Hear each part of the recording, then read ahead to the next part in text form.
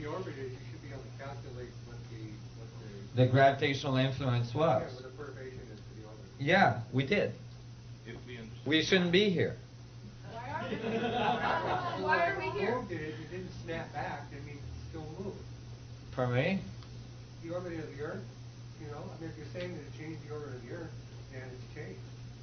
Oh, it didn't. Because if it did change the orbit of the Earth, it would have changed. The calculation showed that it would have changed it significantly, and a significant change in our orbit would have generated tidal waves and all sorts of events on the surface of the planet that we didn't see. Well, not necessarily.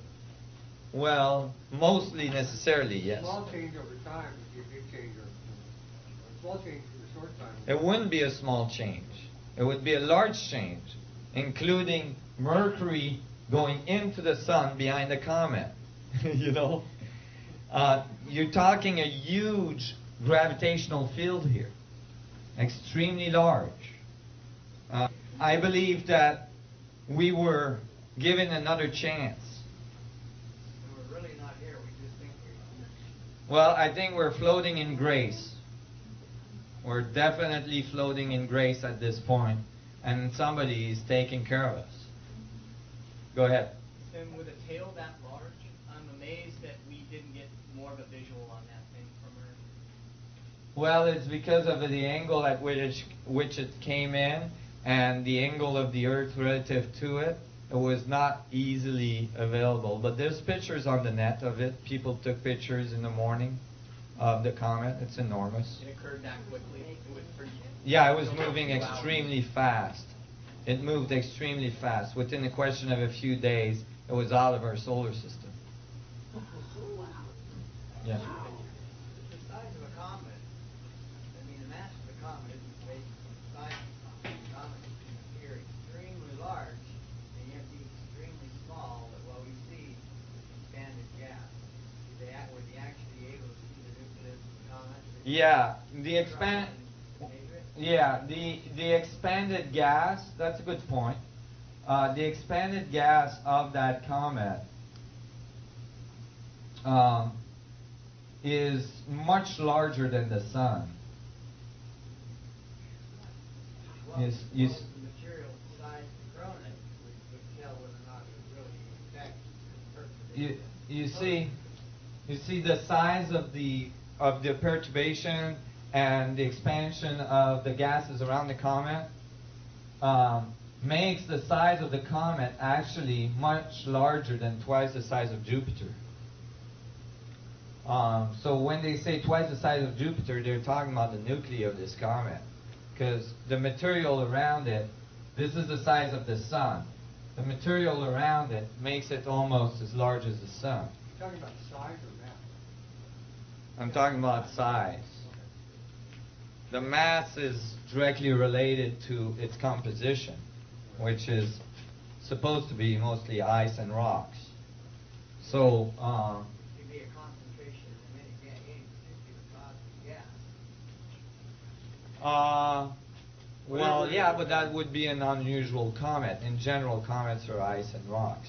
Which would make its mass so close to the sun's mass. The sun is gaseous. The solid object that size would have a mass. An extremely large mass. And the calculations show with a comet made out of ice and rock of this size, the gravitational field is extraordinary, is enormous. Go ahead. So you're thinking that this was definitely a comet, this wasn't a starship.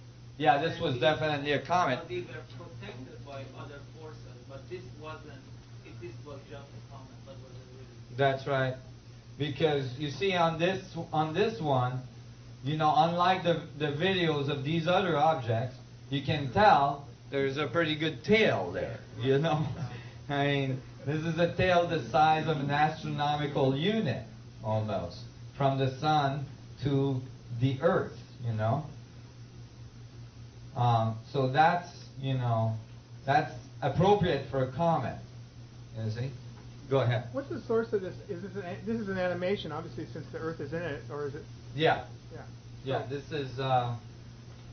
is a program that gives you the activities that are going on in the solar system. But it's based on measurements. Yeah, it's all absolutely accurate to what's going on out there. At least some of the stuff that's released by NASA, in any case. That's actual footage, right? That's actual footage, yeah. This is not an animation. This is pictures taken by Soho of this comet going by.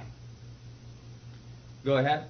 With regards to that, what are your information and thoughts on what the latitude was with regards to the sun, where that came from, and might that affect? Because that would have created a large perturbation in our daily life.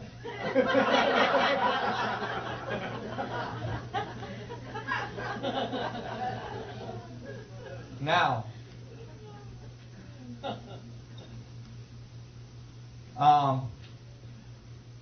the sun is not, the activity that's going on in our solar system is just outrageous right now. You guys need to know about this. It's kind of nuts. This is what the sun does every year. Every 11 years, I'm sorry. It's called the sun cycle. Every 11 years, the sun flips its poles. Its north pole becomes its south pole, and its south pole becomes its north pole. And when it does that, and I don't mean that it flips its physical poles, it flips its magnetic poles. And when it does that every 11 years, it goes from a smooth surface with not too many sunspots to more and more sunspots till it reaches its peak and flips its pole, and then it goes back to normal. It goes back to this type of structure. So this was the approach to the last sun cycle, the last solar maximum. Go ahead. Is the solar maximum concurrent with the minimum magnetic field? Just prior to swapping? No, it's concurrent with the maximum magnetic field. The magnetic field becomes extremely active because of all of the sunspots generate a huge magnetic field and huge X-ray emission as well. Sunspots generate huge X-ray emissions. And that's because material is being sucked inside a black hole. And you expect X-ray emission from that. But as you look at the sun, you find that these sunspots, are supposed to go to a maximum and then go back to normal. So here's the sun in 97. The sunspot maximum was 2000, and then 2001, actually at the end of 2000, the beginning of 2001, and then it's supposed to go back to this. So 97, 98, it's starting to get more active. 99, you can see there's a lot of activity. And then 2000, it reached its maximum, and now it's supposed to be back to normal. Is it? No. This is the sun a few months ago. There's more sunspots on the sun than ever before.